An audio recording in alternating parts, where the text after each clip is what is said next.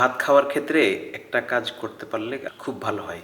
মানে ভাতটা রান্না করে আপনি সরাসরি না খেয়ে একটু ঠান্ডা হওয়ার পর ফ্রিজে ঢুকায় রাখবেন। নর্মালি যে কোনো প্রকার চালকে আমরা যখন পানি দিয়ে গরম করি, ভাত রান্না করি আর কি, চালের মধ্যে যে কার্বোহাইড্রেট এবং স্টার্চের মলিকুলগুলা, এগুলো একটা আঠার মতো পদার্থে রূপান্তর হয়ে যায় এবং এই প্রক্রিয়াটাকে বলা হয় জেলাটিনাইজেশন। এবং জেলাটিনাইজেশন প্রক্রিয়ার মাধ্যমে এভাবে চাউলটা যখন ভাতে রূপান্তর হয়, তখন সে ভাত খাওয়ার ফলে আমাদের রক্তে খুব দ্রুত সুগার তৈরি হয়।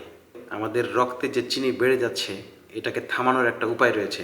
ফ্রিজে রাখা ঠান্ডা ভাত আবার গরম করার ফলে রেজিস্ট্যান্স স্টার্চ উৎপন্ন হয় এবং এই রেজিস্ট্যান্স স্টার্চকে আমাদের অন্ত্র সরাসরি গ্রহণ করতে পারে না। এর ফলে আমাদের রক্তে সুগার তৈরি হবে না, আর তলপেটে অতিরিক্ত মেদ জমতে বাধা দিবে এবং সেই ভাত খাওয়ার ফলে আমাদের শরীরের ভিতরে যে ভালো ব্যাকটেরিয়াগুলো আছে সেগুলা বংশ বিস্তার করবে।